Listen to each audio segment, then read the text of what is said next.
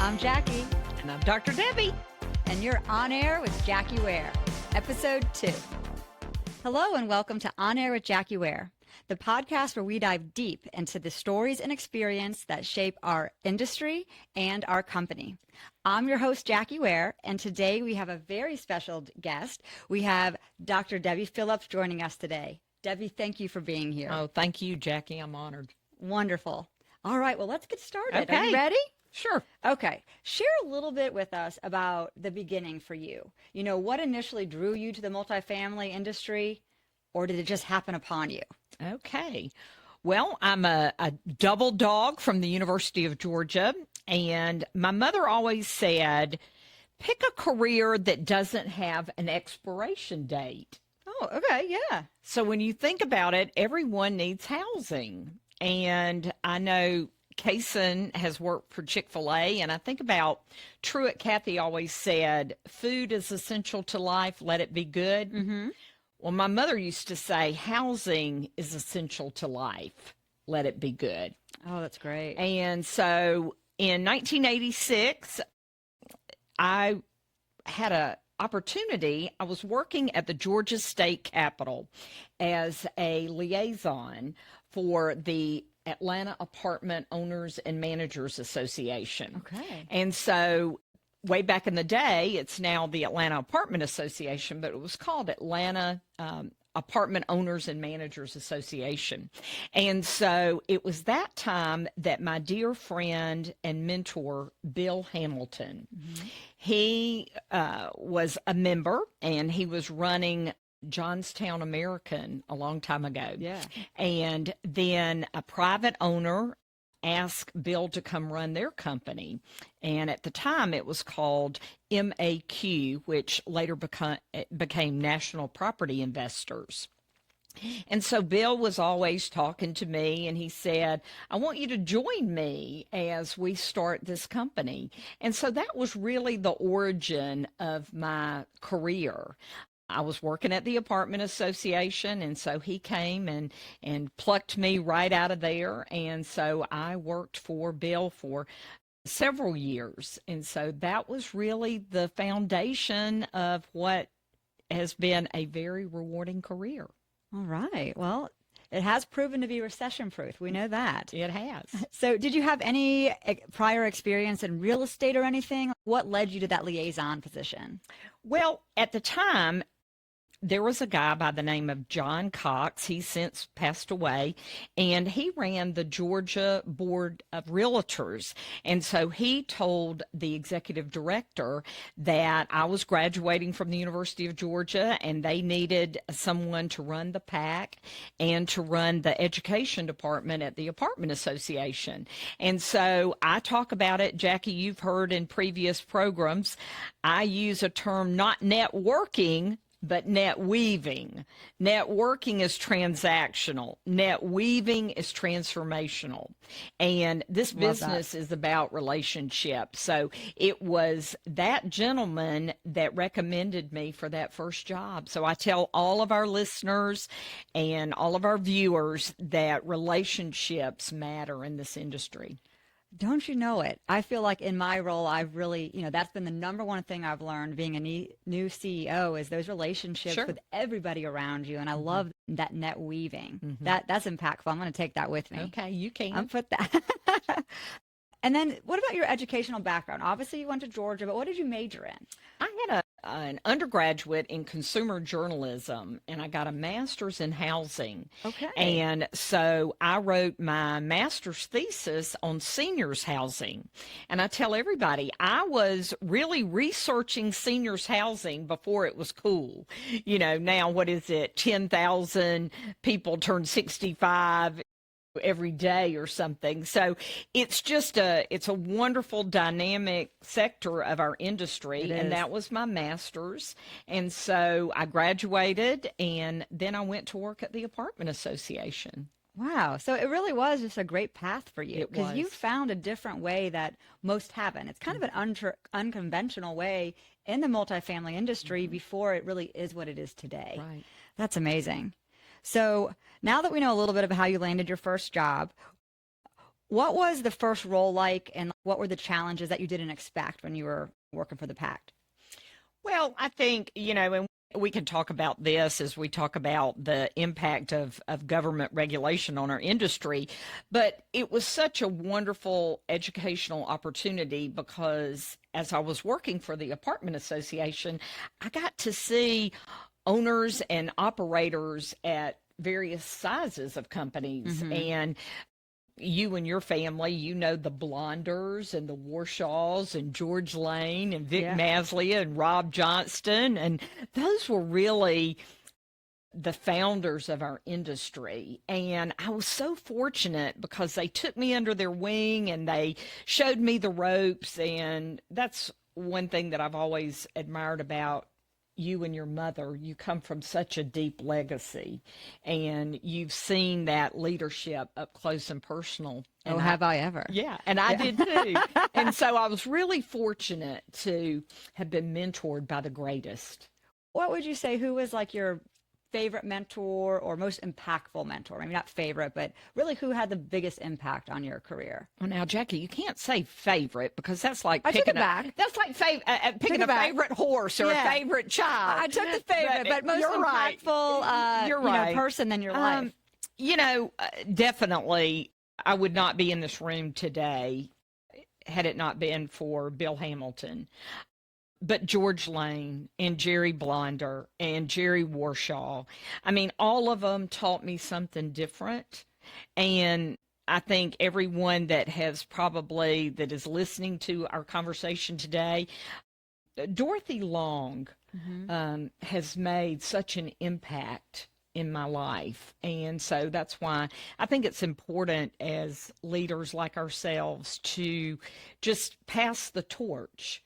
And as we film this program, I look at Bonnie and I think about our students that are in our residential property management programs today. Yep.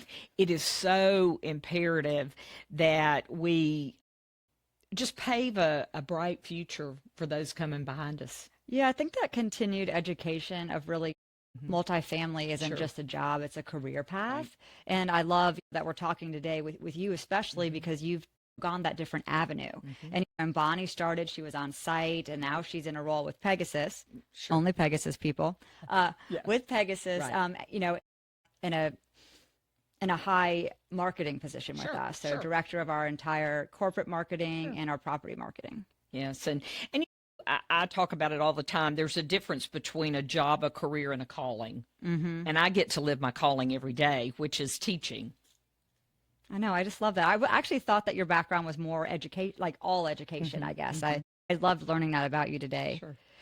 What do you find most exciting or appealing about our industry? And was there a time that you ever you thought about doing something else? No, I have never thought about doing anything else.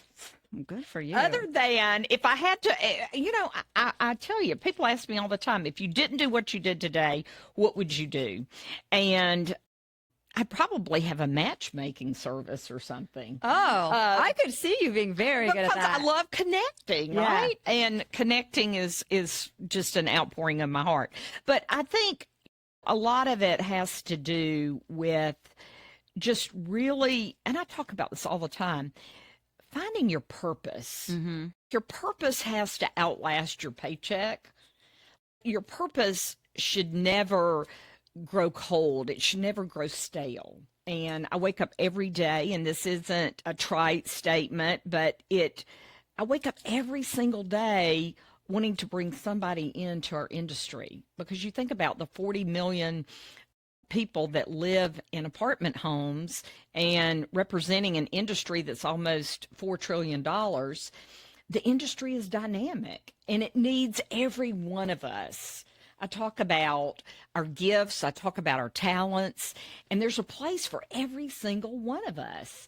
And I don't know another industry that offers that opportunity for diversity quite like ours.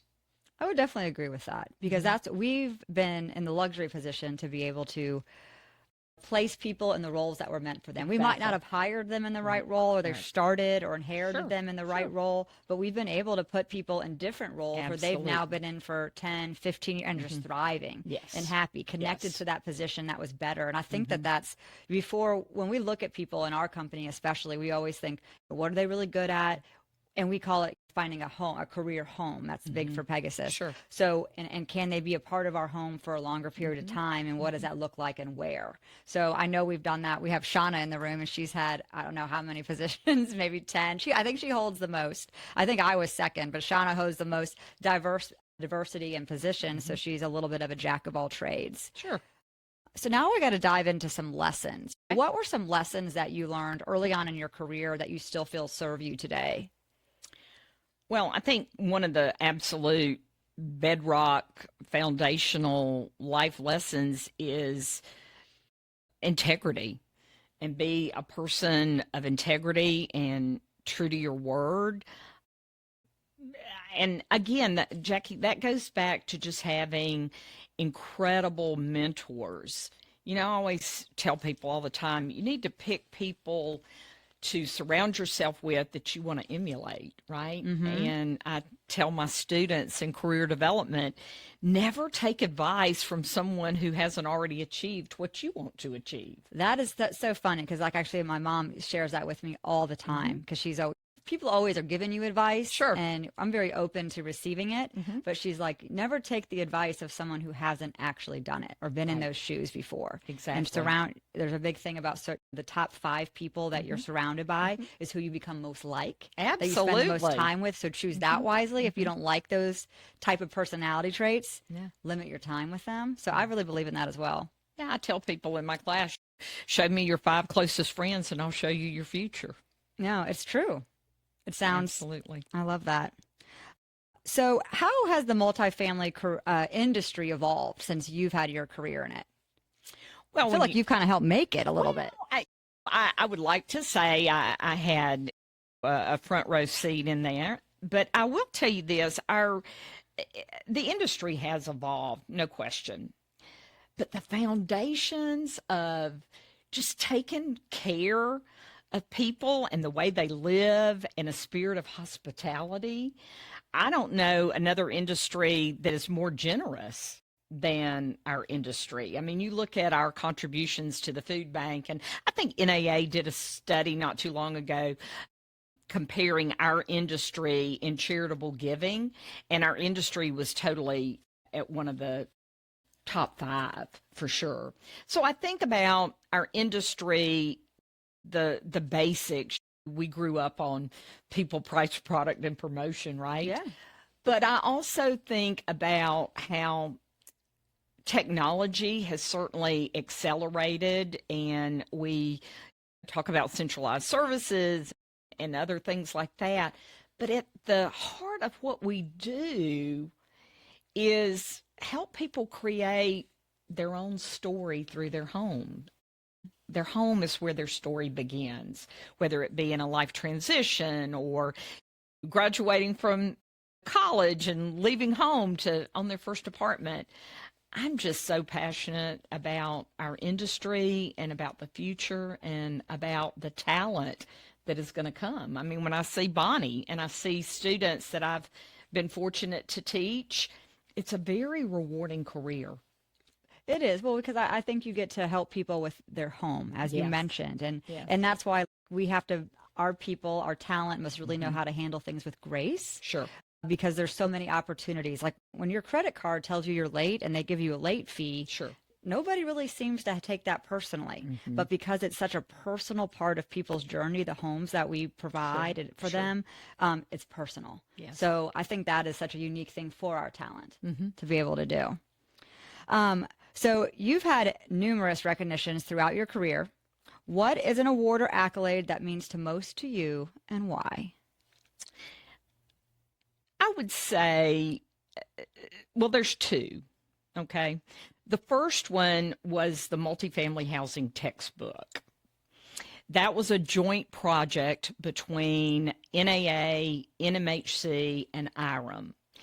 And it was the first textbook number one, that had the largest glossary of real estate terms. Really? And we had 15 contributing authors for the chapters, but we had more than 250 contributing writers for that textbook.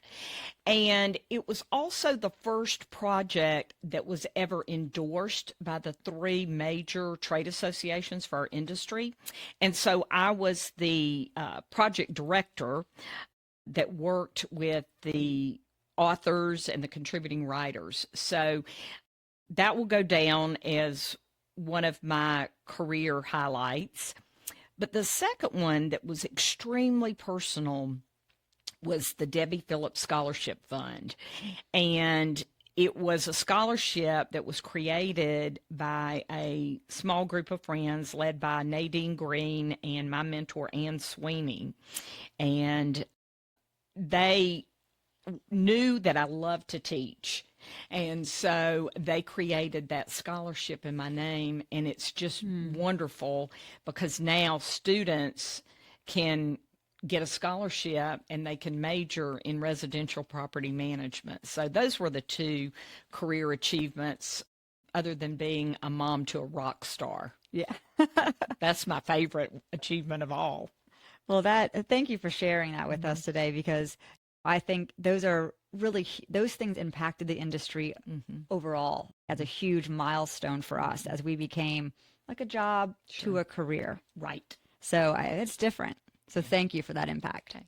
All right, Debbie, let's change topics to the Quadrillion. Right. So can you share some behind the scenes, behind the founding and the inspired mission that you had when developing this company? I can remember to this day, I was driving down Georgia 400 and I was going under exit 7B Holcomb Bridge Road. And I had a defining moment in my career that I knew that there was something more. And even probably before you remember, but they used to have the cell phones in these huge bags that looked like bricks. No, I remember. I didn't have one. Right. Your mom had one. But my mom had. I remember when she got her first cell phone, that was like life-changing. But Yes. we had the bag, we had the brick. Oh, Right. yeah. We had the brick. And I can remember to this day calling my husband and saying, today's the day. And he said, well, don't you think you need to come home? We need to talk about it. And I said, we're talking about it right now. And he was thinking, what has she gotten herself into? And I remember that day, through that defining career moment, that I said, I want to start my own company.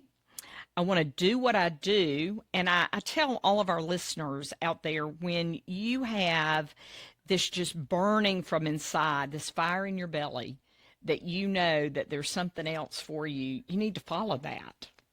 You should never put those dreams under a bushel, as they say. So I formed the Quadrillion, and at the time, I was wanting to do like brand strategy, image development, and training for companies. And as the industry evolved, I was more drawn to talent because I thought to myself, marketing is an attitude, not a department. You got to be fired up about marketing. You've got to be fired up about your brand for it to truly be successful. But what makes any brand is really the talent. But no one understands that more than us. And we're third party, so all we have is our talent. So you're exactly right. But to think about it as a product is so different. So I thought, I'm really going to focus on talent. Walt Disney says you can build, dream, create the most beautiful place in the world, but it takes talent to make that dream a reality. And what creates our experience at a Disney or an Apple or Starbucks is really that barista, that person that we encounter. Do they draw us in, or do they make us want to seek out another solution? So that's what the Quadrillion is all about. And I didn't want to put my name on the company because I thought that's too exclusive. I mean, in a way that I wanted it to be something that people would remember. And driving down I think I was probably by the Grady curve at that point. And I thought, well, what's the name going to be? And I wanted it to be something that didn't have any competition in the alphabet.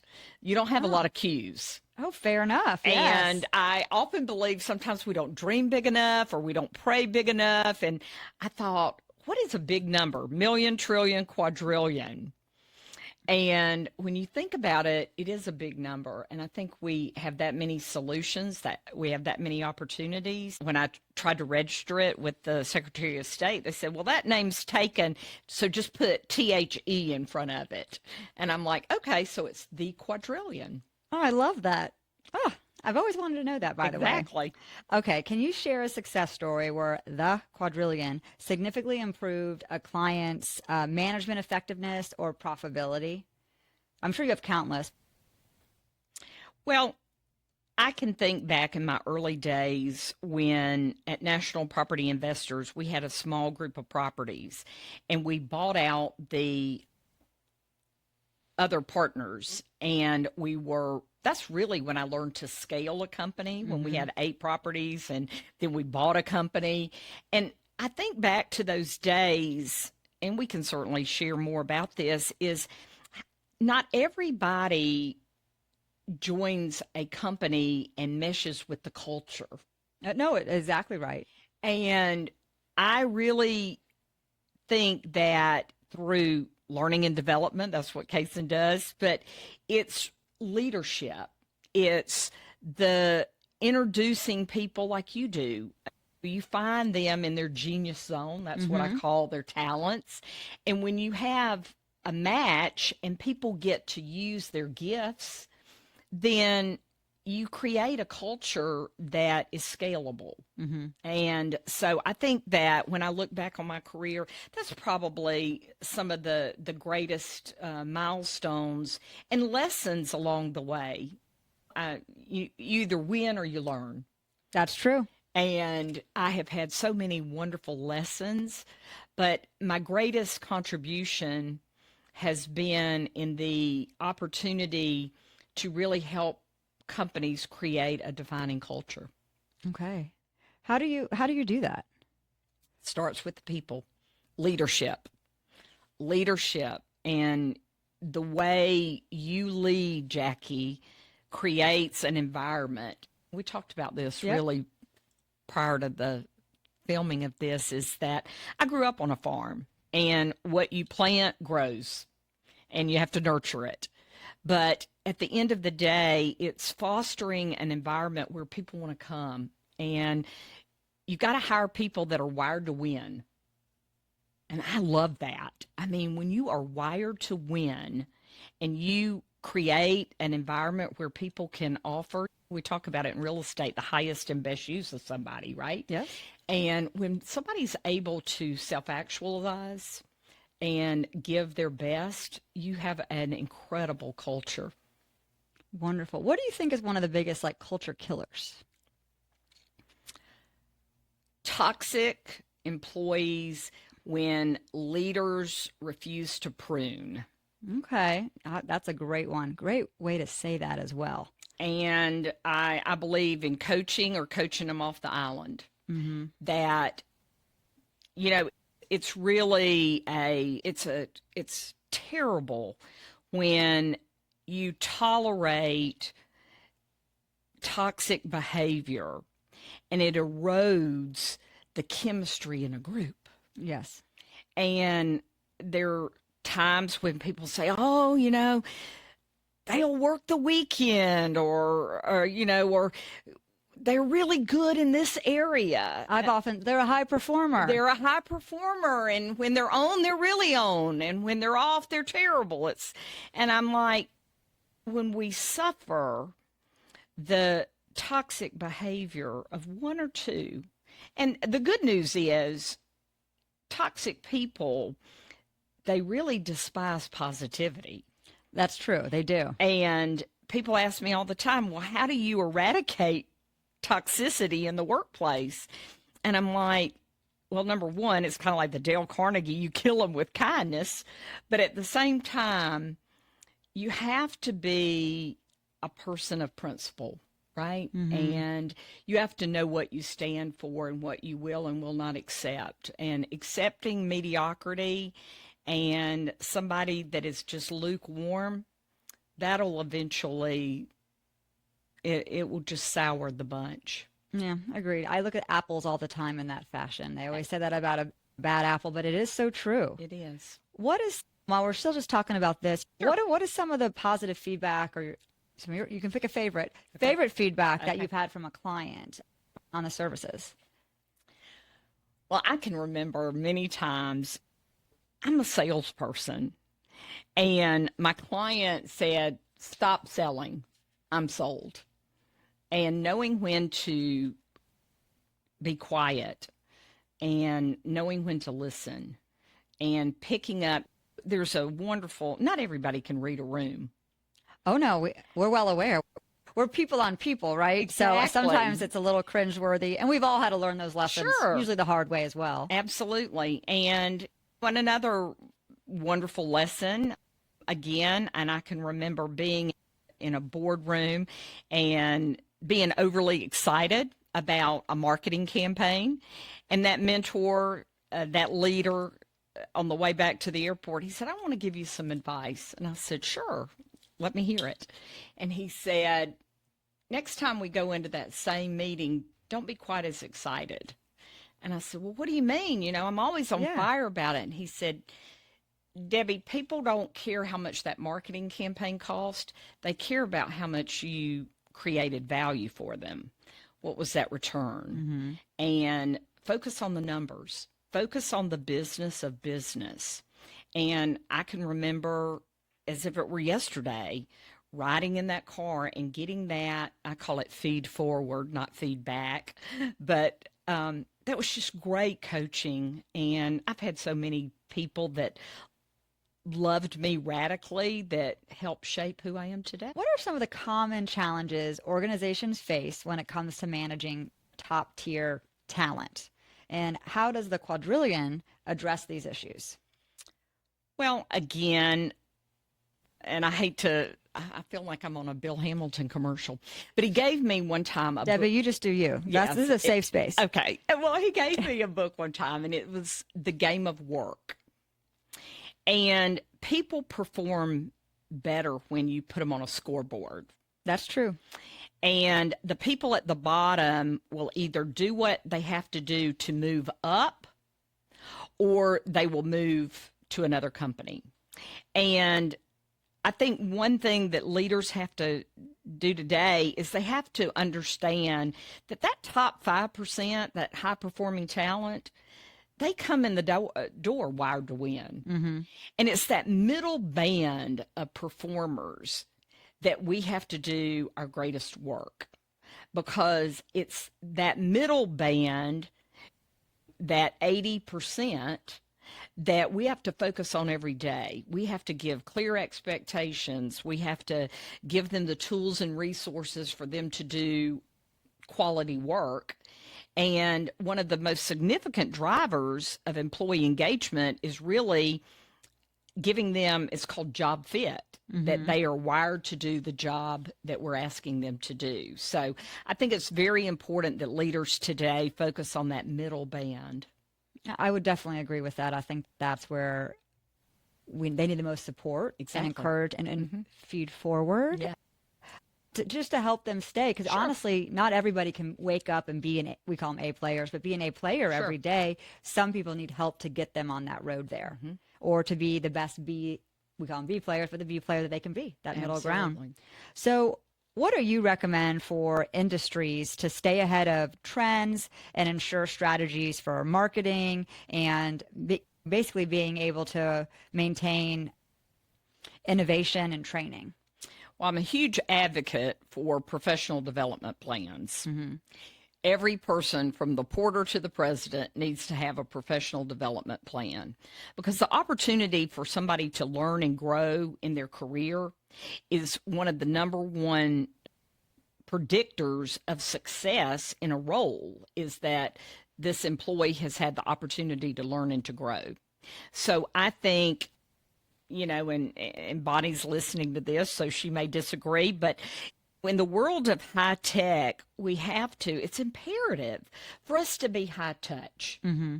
I mean, every interaction counts, because you're creating a customer journey. And I think it takes 13 times to fix a problem, I mean, so I think that it's extremely important in the world, and we live in an age of distraction. Everything is vying for our attention. But to get employee and customer loyalty, it takes high tech and high touch. Okay. Do you think that sometimes the tech reduces the quality of the touch? How do you suggest you couple those? Because that's what I see sometimes. I think it depends. You've got to have, you think about learning from the greats, Apple, the customization that Apple offers, right? You can get any Apple product made to your specs. And I think that it's that model that we need to really pay attention to, because it's not the number of interactions with that customer, it's the quality of those interactions. Do we know the kids' names? Do we know the life experiences that that customer has had? And I think we have to pace with people. Not everybody makes it up the mountain at the same pace. Yeah. So we really have to be more intentional. And I think that's what gets me excited every day, is to think about not only our team members that are working with us, but all the residents that we get to serve. We get to make an impact. Yeah, I do. I think we're stuck. These are really good points, because I do think we're stuck in a little bit of the messy middle of that tech and high touch points, because I remember, like, when I was on site, we used to, the goal, you get the 2 leasing desks up front, very standard, and you would try to learn every person's name, and we kind of like quiz each other so that we could, ask them first when they come in for a package or whatnot. And now they're not even coming into the office for packages. We don't even accept them. All these different things that were high quality touch points that we're having to reinvent as we navigate people with technology. Sure. Well, can you tell us through your experience with helping so many people in the industry, what are some of the biggest mistakes companies make when they're trying to build a purpose-driven organization, and what they can do to avoid them? I think it's just dealing in the age of distraction and getting off the main mission, right? And really understanding, what are we here to do, right? And for our owners and our clients, we're here to create value. And for our team members, whether they're with us a day or a decade, I think we want to be the type of industry that is very intentional. And I think that companies today, when you try to be all things to all people and not understand your strengths, not understanding what do you really want to focus on. Yeah. I have seen a lot of companies, what I call, kind of go off the reservation by trying to appeal or please a certain client base. And if you're not in alignment with each other's values, that can be problematic. And so I always think about knowing who we are, and who we are is going to attract a certain group of people. And we don't have to be everything to everyone, but we have to be great to the people that matter. I think that was beautifully put. We always say you have to know, your company's got to know their identity. Absolutely. And that's where, all companies have gone off track and had to refine their center, and us included. We've been on that journey ourselves, and we just describe it as we have to be true to our identity. It's who we are. So you touched on something I want to touch on, and that was the core values. Can you talk about some of the core values that Quadrillion works on?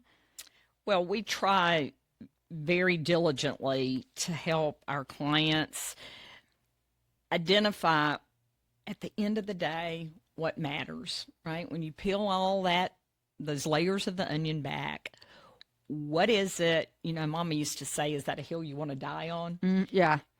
What are the core values that have to be in place for a person to do their best work and to honor their gifts, right? And you think about, and when I see a lot of mission statements and value statements, I think about, let's just think about, what are we here to do? The two most important days of your life is the day you were born and the day you figured out why. Mm-hmm. What is your purpose? And every company today has a little different DNA. I mean, you look at a UPS compared to a Google, certainly two different company cultures.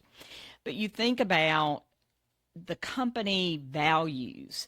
If a company knows who they are and they know who they want to serve, then it's a wonderful thing to go out and find people that are very mission driven.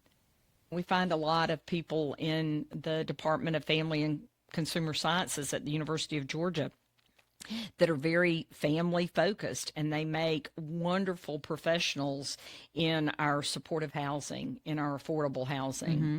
And that is such a gift to serve, like I said earlier, over 40 million people that live in our communities.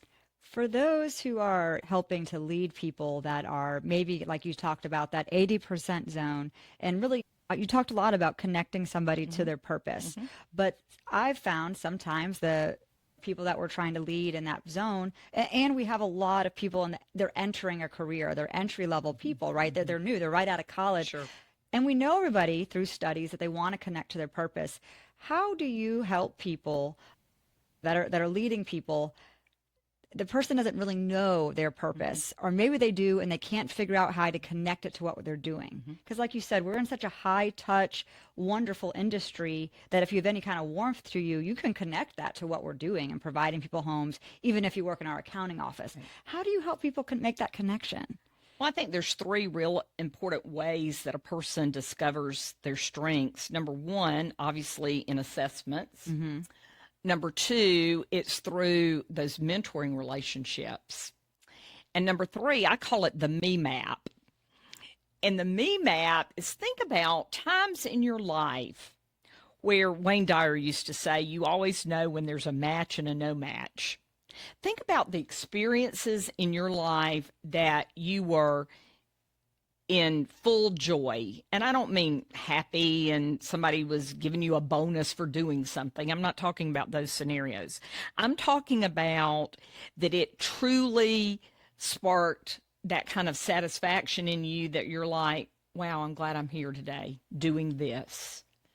And I mean, and I'm honored to be here today in your podcast series, but this is who I am. And in interviews, I always ask a person, think back, and this goes back to the me map, think back in your lifetime, in whether it be a school experience or a sport as a competitive, you're a competitive sportsman, but you think about times that you were truly self-actualizing, that you got lost in it. And we probably have to pay attention to our time, but I could go on forever. But to help others, I always say the most important meeting you'll ever attend is the meeting you have with yourself. Yeah, it's hard to get people there sometimes. It is, but you just keep asking and asking and asking, and it's that power of inquiry, right? Yeah. I don't let up. I mean, I'll ask the same question 8 times because eventually you're going to get to the root. All right, Debbie, can you let us know a little bit about some of the core values that guide the Quadrillion's work, both internally and with clients? Okay. I think internally, I try always to think about, and is this a person that I truly enjoy being around, right? Like, do I want to share a meal with? Do I want to go on a trip with? And that might sound trite or a little hokey, but I think about this all the time. When you have a business and it is your brand, then you have to be extremely careful in the people you align yourself with. And it's the exact same thing when you're creating a company culture and you are identifying those values. And I always think about Andy Stanley, he said one time, marry the mission, date the model, that your approach and your model can change. Yeah. But you have to be committed to the mission, right? And so I enjoy working with leaders that are very focused and very certainly visionary, but are very mission driven. Like, I want to know, are we going to put a man on the moon, right? I need people around me that are very clear in who they are and where they want to go. Right. How do you foster innovation and continuous improvement within your teams to ensure the best outcomes for your clients? Well, I always think about focusing on the data. That's something that my doctoral work at Georgia Tech taught me, because I ran into Georgia Tech being a student thinking, I'm just going to zip through this PhD program. And my major professor had a different idea. And I'm thinking, gosh, but he taught me really the value in scientific research and paying attention to the data. We can get off in one direction or the other based on emotions. Absolutely. And I get excited about most anything, but what does the data tell us? And so I enjoy working with people that are committed to research.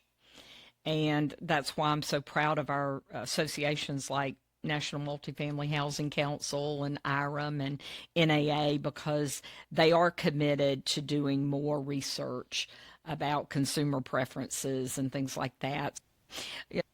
I think a lot of it, the clients and the people that I'm drawn to, they want to make an impact. It's easy to make an impression, but who wants to make an impact, a positive impact? That's so funny that you say that, because we've gone to, even with leading our leaders in our organization, really a report card method. Yes. So that taking the personal out of it, which can be, we're a people business helping people find homes. So it is a lot of feelings involved. Sure. And so we try to hire people that have a lot of emotion to them, right? They work good and well in our space. And so we've really gone to that, just because we're always like, the data doesn't lie. Right. So it can help people see themselves in a different way without taking it personal. And that's just been so impactful. So it's interesting to see that you guys do that as well. What excites you most? Now you're excitable about the future of the Quadrillion and the impact you have had on the companies you work with. I think at the end of the day, when you see certainly my students come through programs from the University of Georgia, Georgia Tech, and other colleges and universities that I've taught, I think my greatest satisfaction is seeing a student, Bonnie's here today, but there's been countless students that have found their calling in this industry. And I think about watching them, whether they go into asset management or they're a rock star leasing professional. I have a student that was at Georgia Tech, and now she's a rock star regional. I had another student that worked on site, and that wasn't quite the seat she wanted to be in, and now she's on executive leadership in a multifamily housing company. So, I mean, when you see students that, first of all, didn't even know that we had a career path in property management, and number two, that they were my student, like Bonnie, 2005, and here she is today leading a marketing team for a nationally recognized company like yours. Yeah, I can't imagine the connections you must have out there with all the people that you've touched and trained and brought on within your program, because you don't just touch your personal students, but the people that also you provide the service for. Well, I'm honored because I had the best mentor the world could ever offer in Ann Sweeney. And she was a housing professional. And next to my mother, she is the single most influential woman in my life. Wow. And yeah, and by far, without question.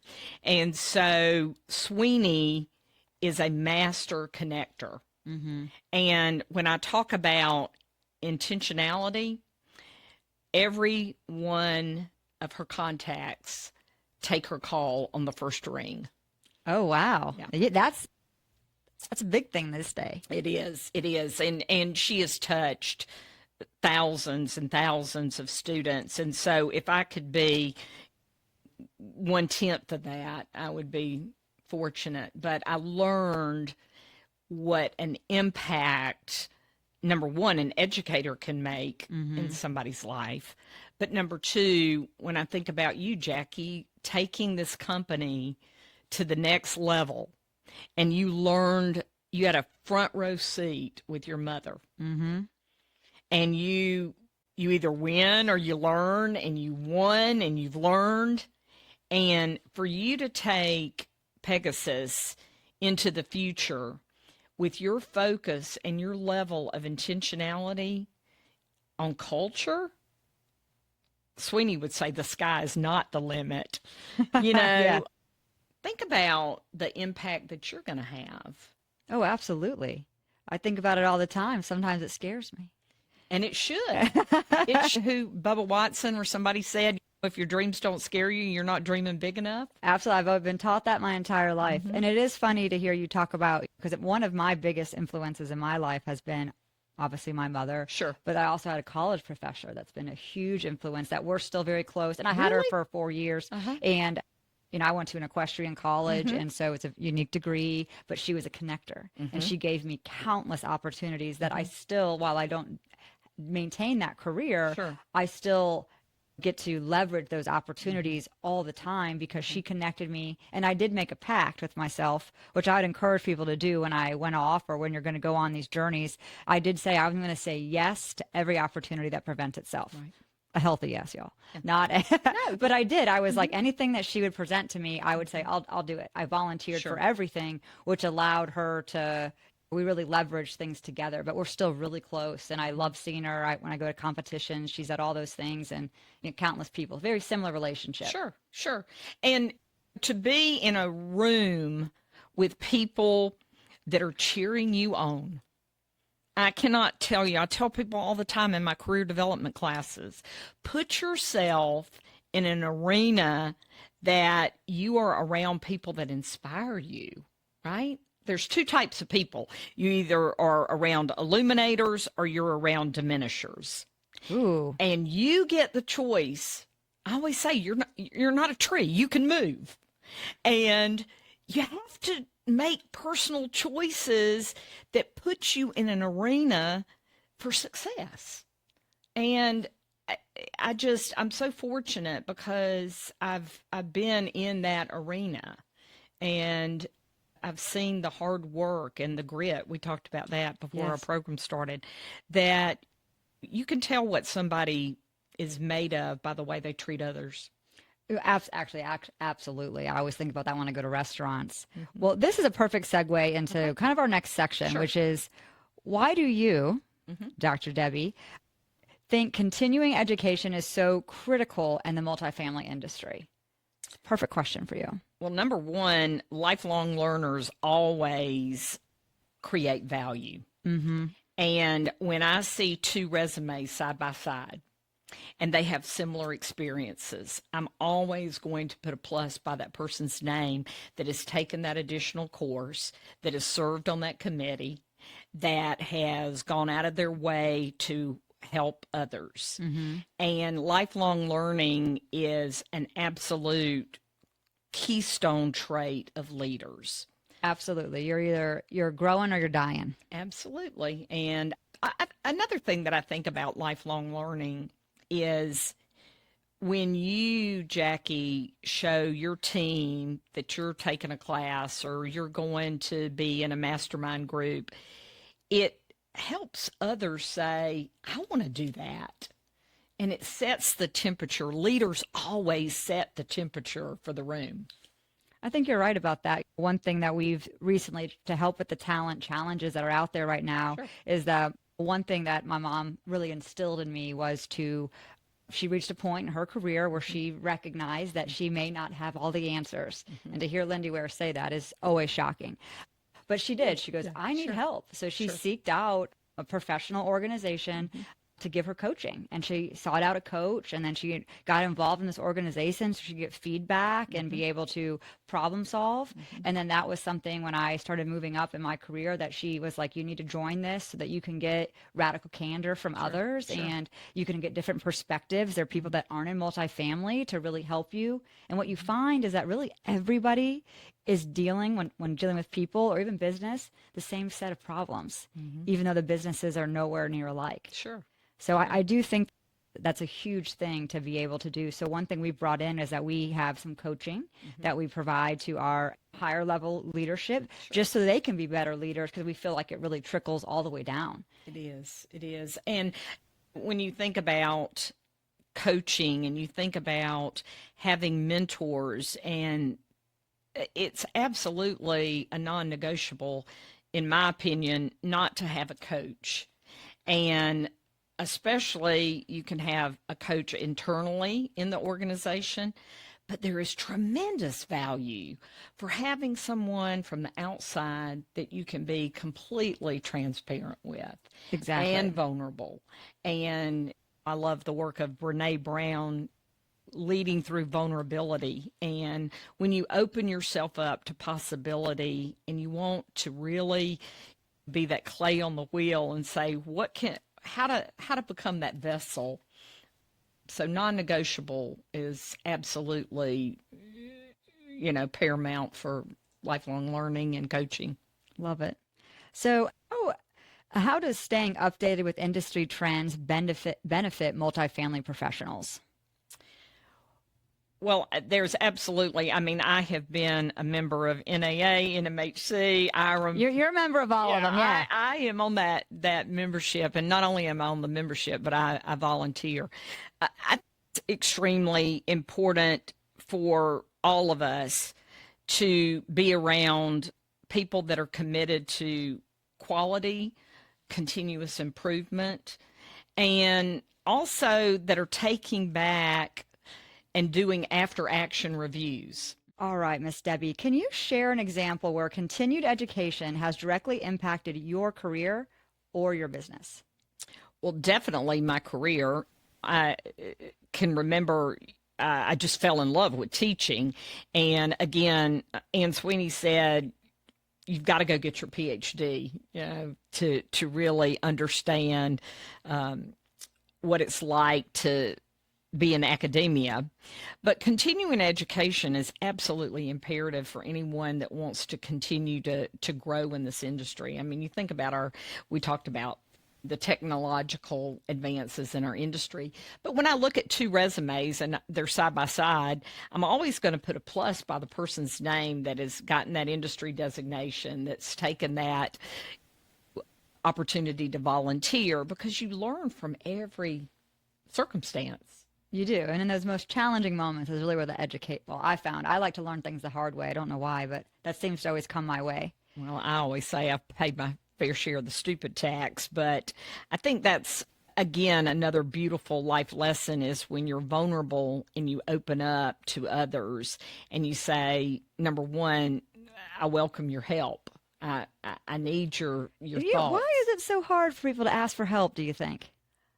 Because I think people, their ego and their pride, and somebody fears that they're going to think I'm not qualified, but the people that, I think it was Warren Buffett or somebody said, make mistakes early and often and don't make them twice.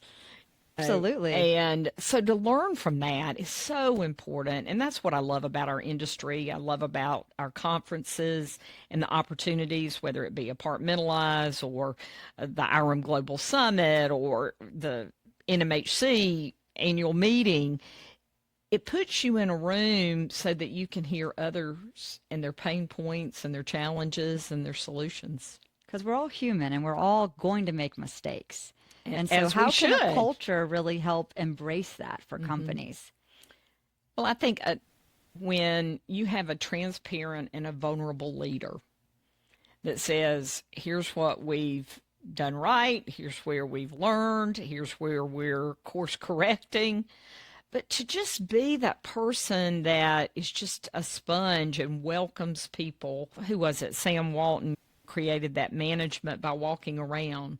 When you're on the floor, when you're out there on those properties and in those communities, and you hear residents tell you what you're doing wrong, and your associates are saying, hey, how come we can't do something different? That's when you really grow.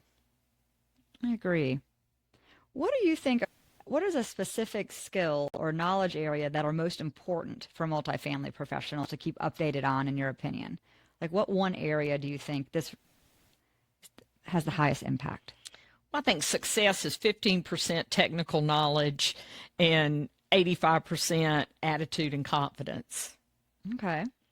And when you think about emotional intelligence, when you think about handling yourself in a way that you're very self-aware. I teach a class on this, and I say out of control emotions can make smart people weak. Very true. So in our industry, when we're dealing with so many personalities and so many challenges, it's important to know who we are as individuals and set the tone for success. Certainly on the technical aspects, our industry, from centralized services to regulation and innovation and AI and all those things that are coming at us like drinking from a fire hydrant. It's important to ground yourself in fundamentals, human relations, and effective communication. Yeah, I agree. It's all about the communication and the way you communicate. And communication is so hard because we always think we're doing it. Right. Yeah, George Bernard Shaw said the problem with communication is the illusion that it has been accomplished. Yeah, exactly. I know plenty of times. I got a lot of feedback actually last week where I was like, really, I thought I nailed that. Apparently I didn't. Debbie, why should companies invest in continuing education for their employees? Well, number one, we absolutely know that any education and professional development, it trickles down to the bottom line. And that is not a hypothesis. I proved that in my doctoral research on employee engagement. And while we're talking about this, I do want to just get this in. There are 3 independent variables that professional development creates. Number one is employee engagement. When we invest in the development of our associates, number one, they are more engaged and they use their discretionary effort. That's a huge thing. Second of all, professional development creates an environment where people are offering better service to their clients and to their residents. So that creates renewals. And even if a resident or even a client doesn't renew, they think so highly of us that they will refer others. So there are 3 independent variables that are a result of professional development, and that's engagement, renewals, and referrals. I love that. What are some of the successful strategies companies have used to promote and facilitate continued education? Several areas. The first is on-demand learning or content chunking, where they have to solve a problem. And we know that simulated learning, when there are 3 types of learners: visual, auditory, and kinesthetic. The most powerful form of learning is doing it and creating a simulation where they have to respond to certain situations. So I think that when you think about measuring the impact of learning and measuring the impact of professional development, you have to think about, given this situation, here are the options. That's why I love when the Institute of Real Estate Management, you get your CPM. You look and you evaluate alternatives because there's several alternatives to any particular challenge. But it's what is the owner's goals and objectives? What are we trying to do?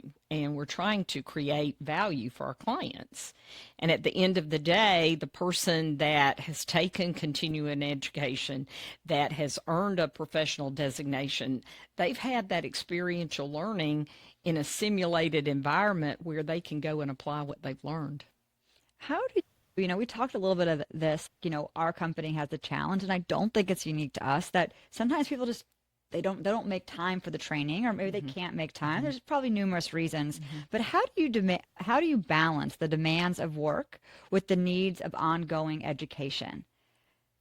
Well, I mentioned earlier, it's so important for people to have that professional development plan because I love hardcover books, but we know that Gen Y, they'll get on a podcast or they'll get in a group, a discussion board or something like that. So I think, number one, we have to identify, what is important.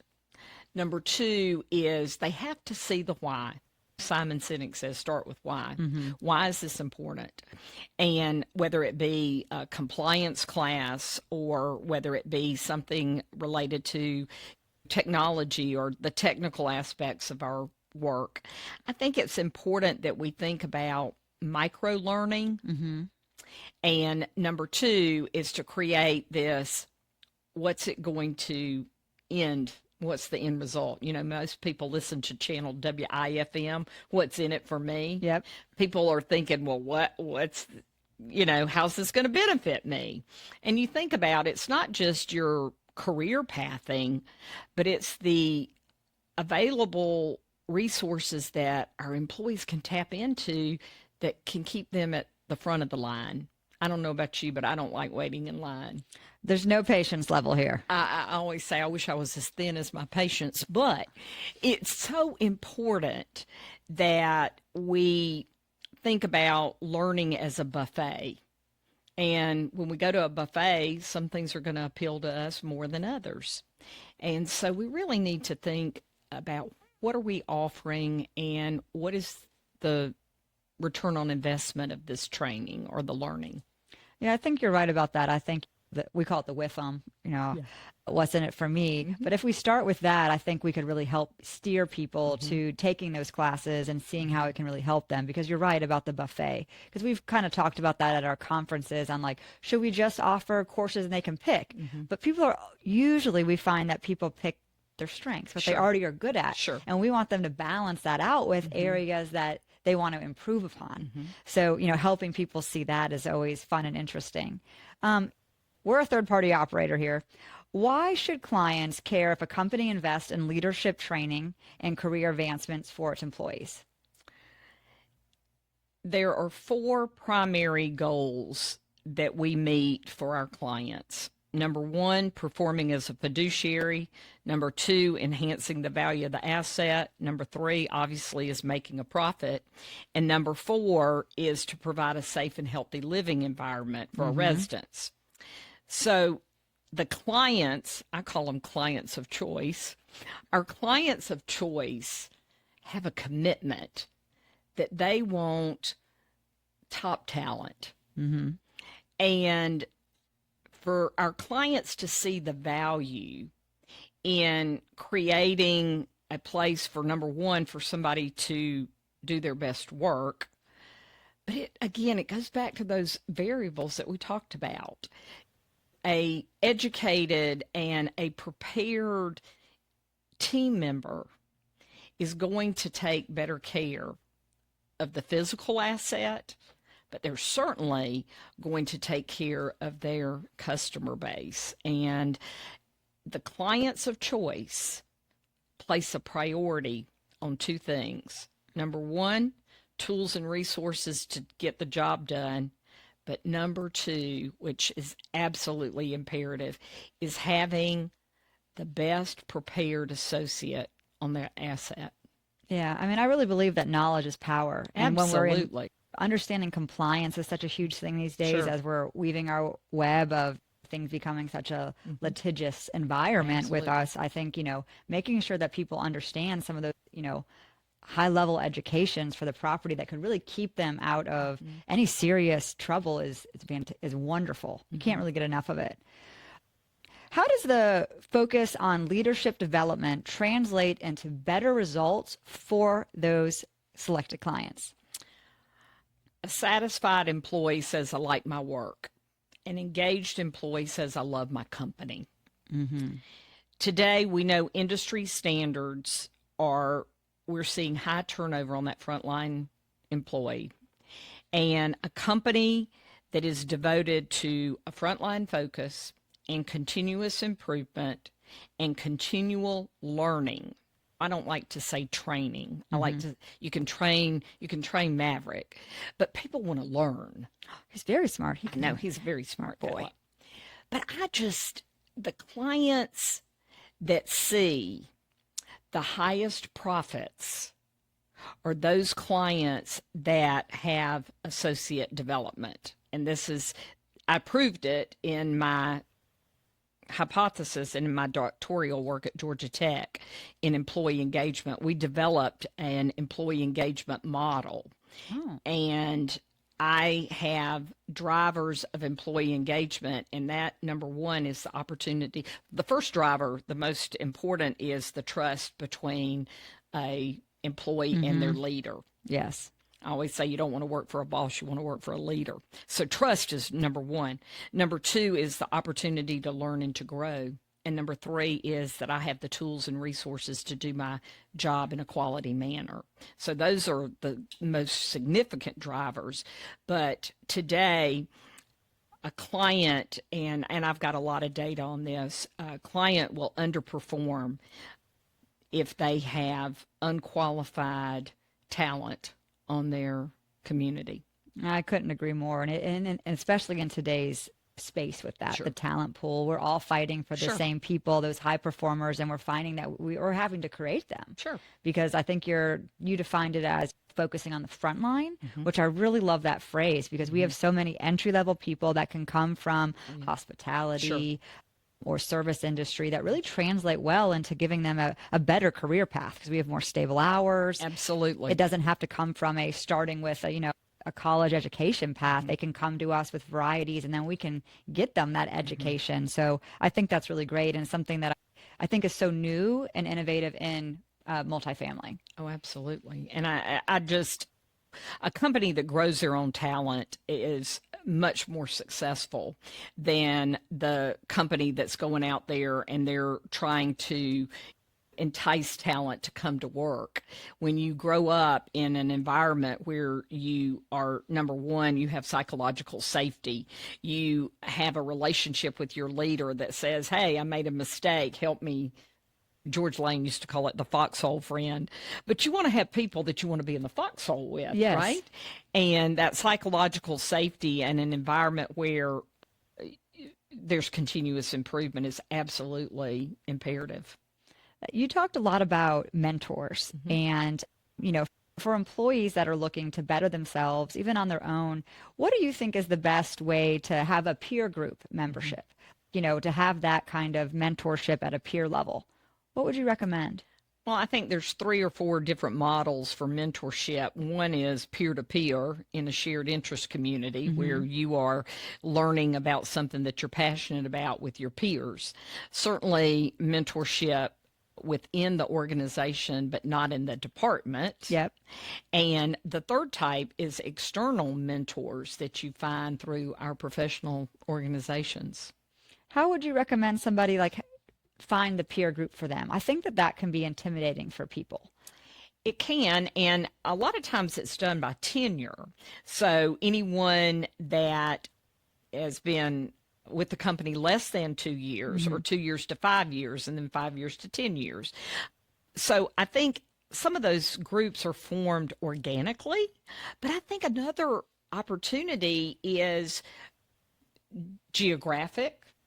Maybe somebody in a different market wants to hear about what's going on in another market.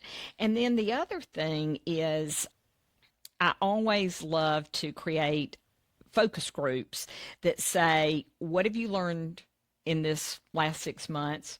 And what would you like to teach somebody else? Oh, I love that. And so that is a great opportunity because we naturally love to share. But the other thing is, what would we like to learn? And I like to ask it within that 4 to 6 month period for everybody, because that's when you're realizing, gosh, I didn't know all this existed in this role. Yeah. And so we see a lot of career pathing and roles and responsibilities. Job descriptions are the dinosaur of yesterday. We want to have roles and responsibilities, not a set job description. Love that. Well, Debbie, thank you so much for joining us Well, today. I've loved it. You've given us a ton of Debbieisms, precious right? nuggets Yeah. to take with us. So I can't wait for our listeners to hear this. And we can't wait to have you on the show again. Well, I want to come back, Jackie. And again, I just cannot say enough about the impact that your mother has had on our industry, but you are standing on the shoulders of a giant. And the opportunity that you have to scale this company, but more importantly, the opportunity that you have to create an environment where people want to thrive. It's exactly our mission is here. what it is. It's not just merely surviving, but how do you create that environment for people to thrive and to do their best work? And I've watched you grow up in this industry, and you have an incredible, incredible horizon ahead of you. Thank you so much. Thank Look you. forward.